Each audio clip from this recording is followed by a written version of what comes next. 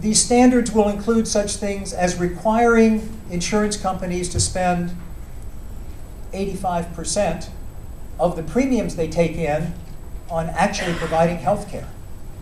You might say, of course, but it doesn't happen now. Think about it. These companies are saying that if we require them to spend 85% of the premiums they take in on treating you, that would be a hardship for them. But this is the kind of standard that would be imposed under this legislation. Let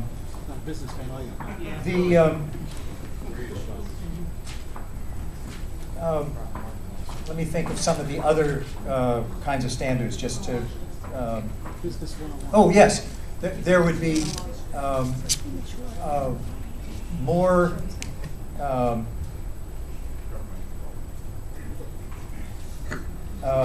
Emphasis on mental health coverage.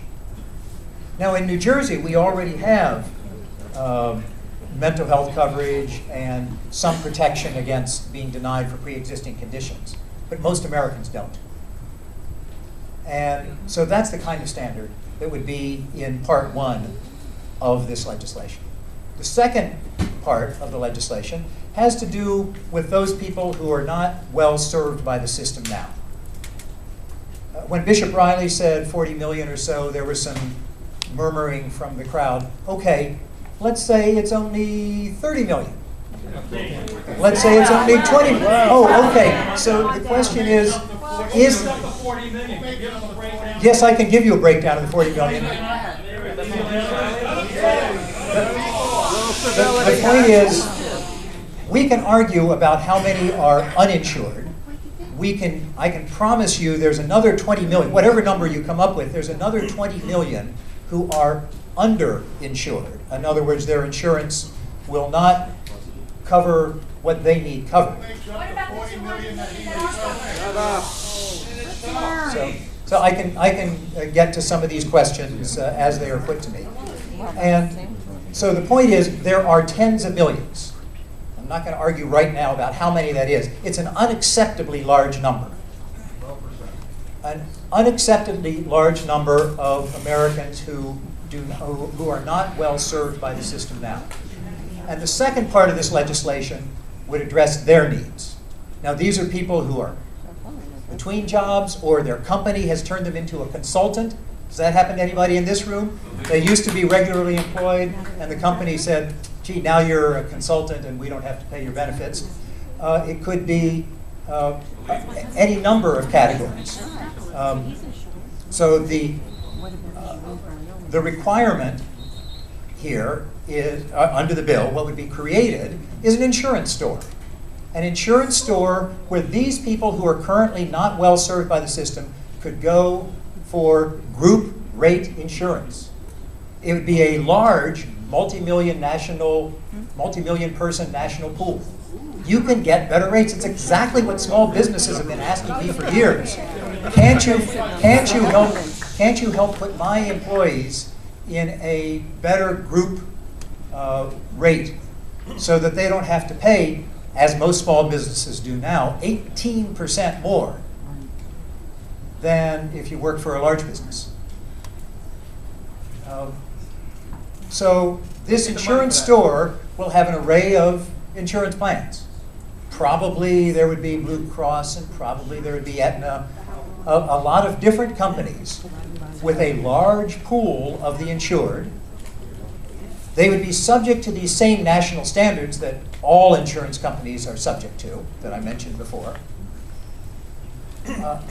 And for people who go to this store because they're not well served by the system now, on an income-based basis, they would get assistance in paying those premiums too, up to probably 4 times the poverty rate.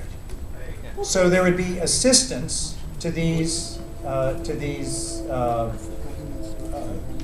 employees, unemployed, self-employed, people who are shopping at the insurance store. It's called, in the bill, it's called an exchange, which I think is sort of an infelicitous term. I prefer, it's easier to understand it as an insurance store. In order to keep costs down, one of the things that would be done in this insurance store is to insert some competition, because right now in New Jersey, about 2/3 of the insured are insured by one of two companies. Oh, you hear that there are hundreds of insurance companies out there. In fact, from the point of view of most New Jerseyans, there are two insurance companies. It's not a lot of competition. Competition. Well, that's exactly what this does. That's what this store, this company store, this insurance store will inject some competition in the system. One of the plans, and this is what you've heard a lot about, one of the plans in this insurance store would be a government-operated plan. Why? And let me finish. In this plan, would you like to hear what the plan does? This insurance plan. Well, okay. Let me just say at this point, some of you might want to be considerate of the other people in the room who do want to hear. So what this plan would offer is very much what the other plans would offer. For the insured person, it would look a lot like Blue Cross or Aetna. It would. This will offer competition from a company